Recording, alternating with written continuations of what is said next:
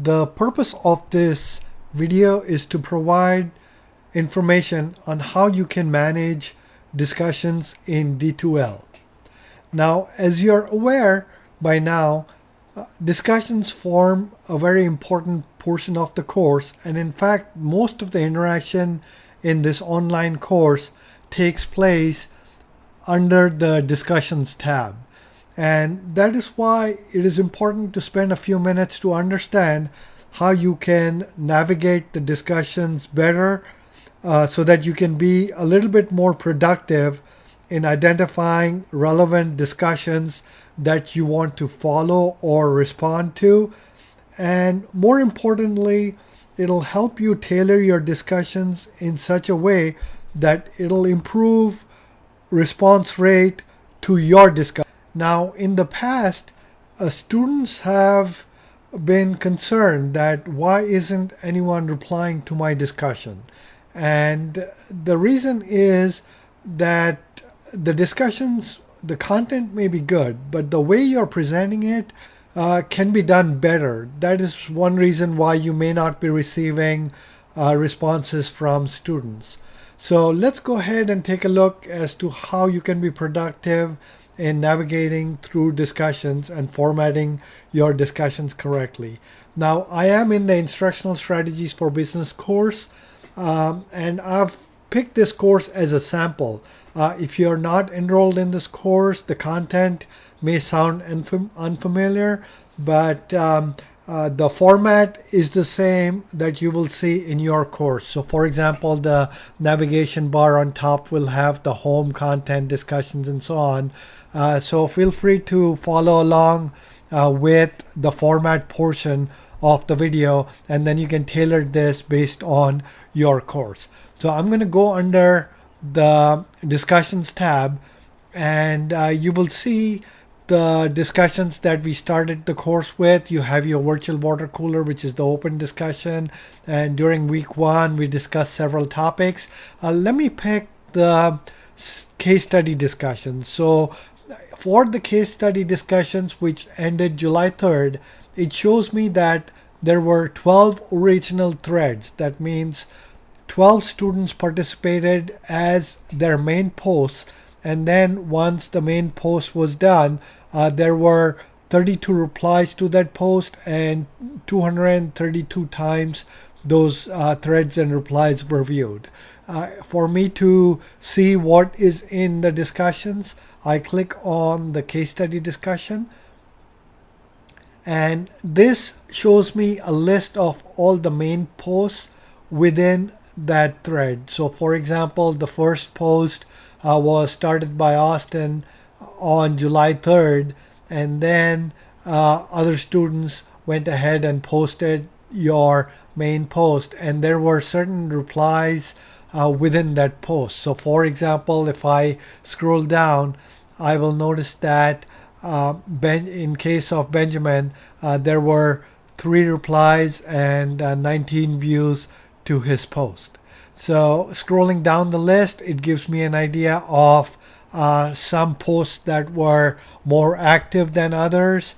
And as I was saying, that the reason they may have been active was that students found something that that was posted in the discussion very interesting. One of the most popular ones during this assignment was the one posted by Joshua, and he explained how he can use Walmart as an example of a case study in his class. So there were 8 replies to this post, and to start with, it gives me an idea of what Joshua said to start his main post. If I want to look at his complete post, I click on this, and it takes me to the screen which has not only the main post by Joshua but also the reply. So I'm going to scroll down, and I noticed that there is a mix of different fonts. As you can see, the first paragraph is very easy to read. The second paragraph, for some reason, the font is a little bit smaller. So again, the content is great, but it's hard for me to read. So there's something that went on over there, probably cutting and pasting from Microsoft Word, which is fine, that caused the difference between this font. So I keep scrolling down, and then I replied to Joshua about the content as well as the formatting. And then Joshua replied back to me and so on. And someone else came in and replied a little bit later with the discussion post as well as the reference, as was expected. But what Austin also did was he included Joshua's entire post below. Now this is a little bit distracting. There's nothing wrong with it. All I'm saying is it's a little bit distracting because I could see what Austin was saying, and I can scroll up to see what Joshua had previously said. So technically there was no reason to include this reply or include the entire original post. And I'll show you how to disable this feature. By default it is set on. So what this does is anytime you reply to someone, the original post is automatically included. And scrolling down the list further, we can see interaction taking place based on research and discussions along with opinion that are mixed in, which is exactly what is expected and shown in the discussion rubric. So this is how a discussion thread looks like when I click on any discussion. But I'm going to show you a different way to view the discussions. So you will see the same content, but the format, the interface that you will be seeing the discussions is slightly different. So in order for you to appreciate what you will be seeing, it's important to actually experience it. So feel free to change the settings that I'm showing you, but if for some reason you do not like that, it's personal preference, then I can understand you going back to the original setting, which is this one. So how do I change the setting? You will see the settings tab over here on top. So I'm going to click on the settings tab, and the first thing that I'm going to disable is this thing over here which says include original post in reply. So the default was on, and that is why you were saying that when you reply to someone, the original post is always included in the reply. The next thing I'm going to do is also change the default view from the reading view to the grid view. Now there are other options also available, but for right now I'm not going to worry about it. All I'm going to do is scroll down to the very bottom and click save. Once this is done, you will notice that nothing has changed over here, but let me scroll down to the case study discussion, and just as we did in the past, I'm going to click on case study discussion.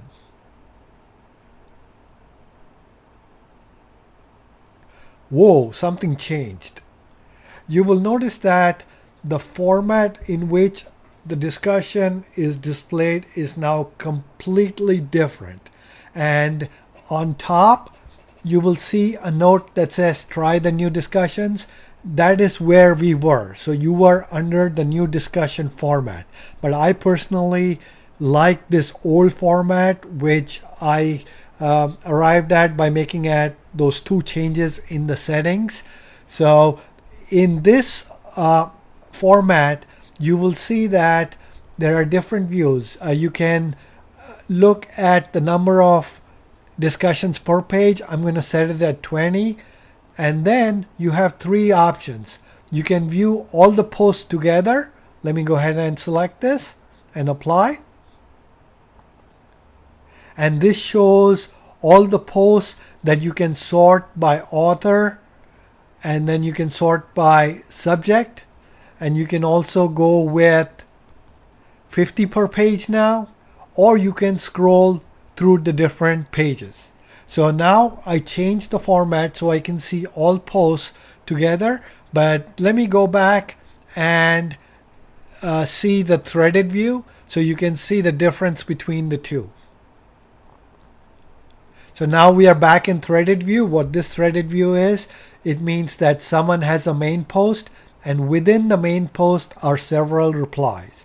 So if I scroll down, we were looking at Joshua's post, and you will notice that Joshua's Walmart post is over here, and these are all the replies within that post.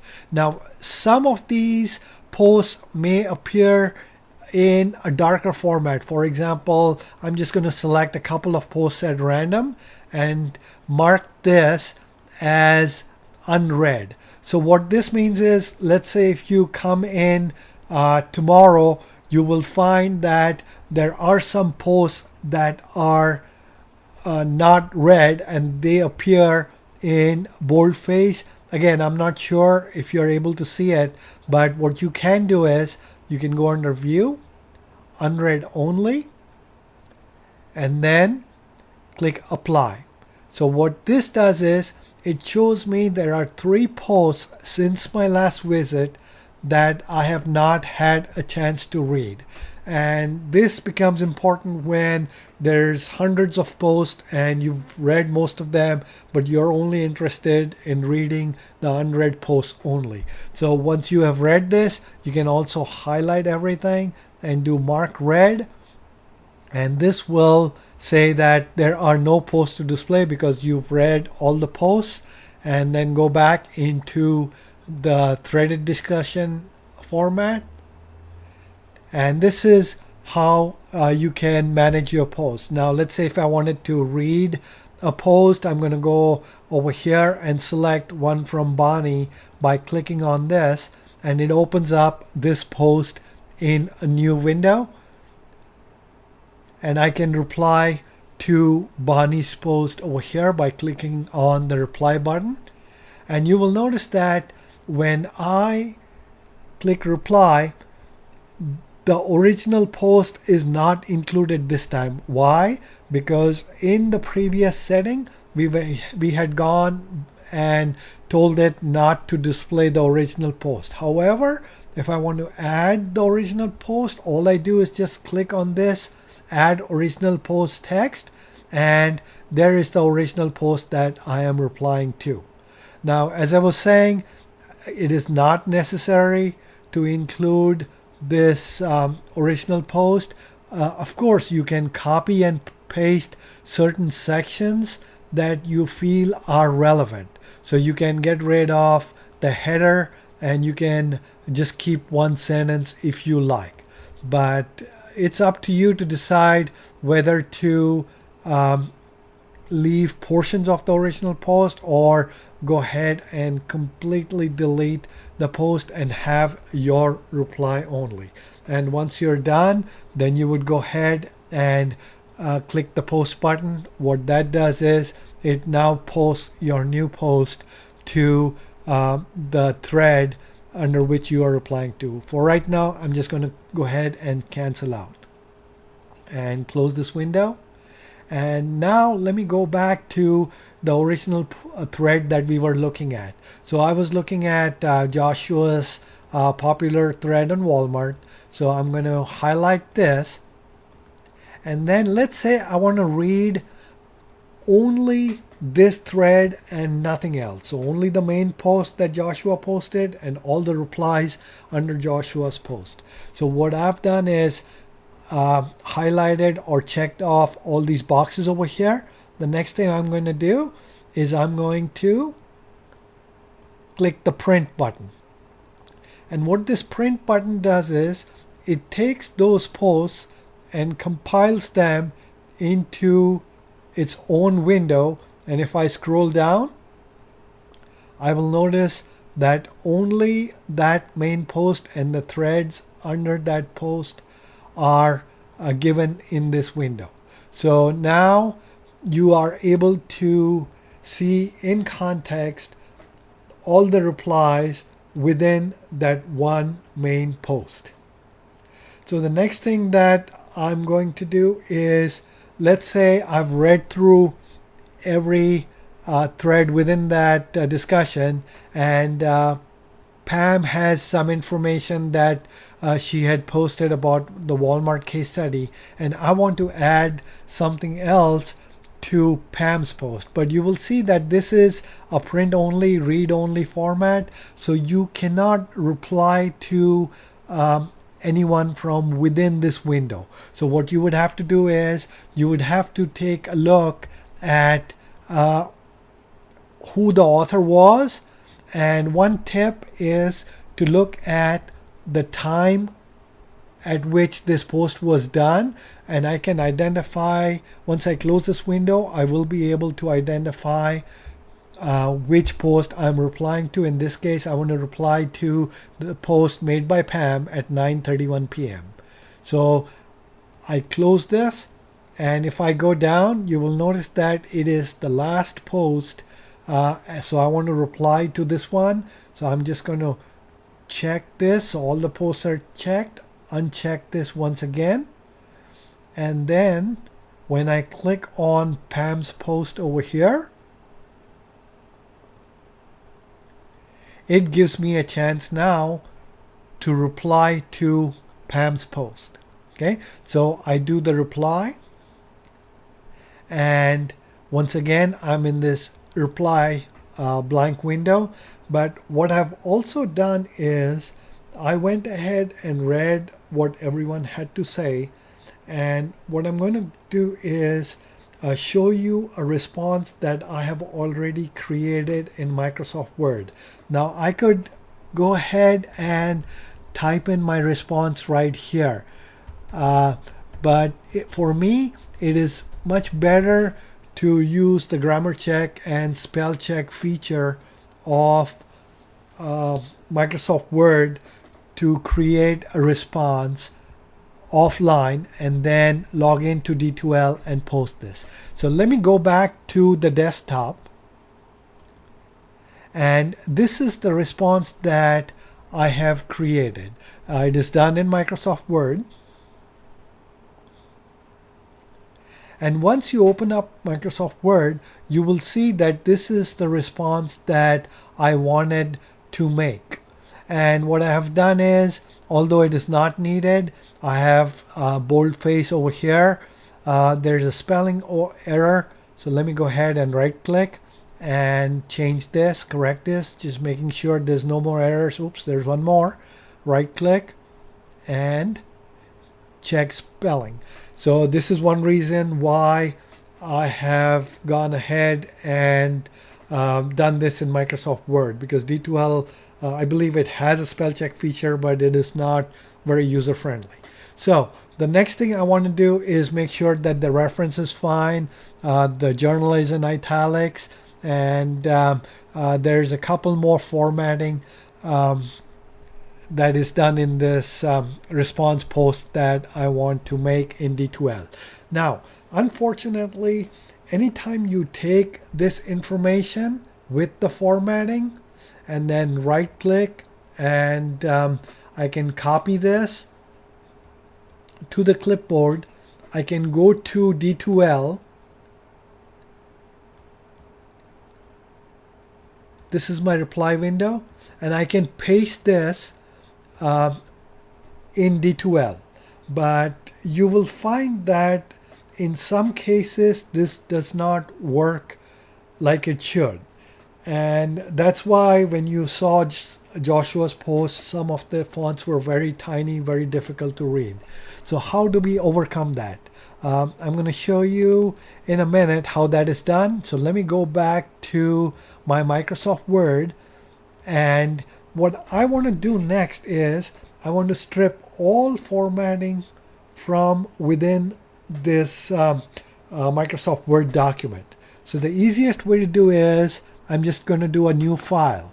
So Control N is the shortcut, and then Word has this great feature where you can paste information that is on the clipboard in pure text format. What that means is it strips away all the formatting, and this is done when I right click over here. it gives me a menu that has these paste options. So the first one is the default. Keep source formatting. I'm not clicking yet. I'm just moving my mouse. The second one is it merges it with any other formatting that previously exists in that document. So this document was a blank document. It has my normal style sheet that uses a different font. But the third option is the one that is important to us, which is keep text only. So once I click this, you will notice that in the section of the document that it pasted, all the formatting is now gone. And this is the best format for D2L. So what I do is I highlight this once again, right click, copy, and now I'm set to copy this into D2L. Let me switch to D2L window, and here I am. And then the shortcut, of course, is Control V, and this is how my reply will appear correctly formatted, because as I was saying earlier, you really do not need formatting or attachments in D2L. Plain text is just fine. The rubric says that in order for you to be eligible for the highest possible grade, content. That is emphasized. Content is king. You may have all the formatting in the world, but it will not be useful unless you have good content. So once I have done this, again, if you want to do formatting from D2L, it gives you certain options, but I would ignore this. Just plain old text is fine. And then I can just click the post button. Once I do that, it has posted this information. Let's go ahead and close this, and let me switch to the D2L view. Okay, and I scroll down over here, and sure enough, there's my post in reply to Pam. I click on this, and you will find that it is formatted correctly. So what you just saw was how to take information in Microsoft Word and paste this into D2L in text format. Again, I like this format much better because it lets me read post more easily. For example, once again, I'm just highlighting everything, selecting print, and then it gives me all the posts that I can copy and paste into my Word document, take it offline, read it on my iPad or my tablet, so I do not need to have an internet connection. And again, this can be done by highlighting everything and copying it, or if I want a better on-screen reading, I can just scroll down and take a note at which student I want to respond to. Once again, I can just pick the name of the author and the time it was posted, close this, and look for that post. So hopefully this tutorial has been helpful in showing you how D2L discussions can be managed and can be made easy to use. If you have any questions, feel free to post to the virtual water cooler, or also you can email me. But for right now, this concludes the presentation. The done button for the discussions is on the right side. I can close the discussions, and I'm back to my course homepage.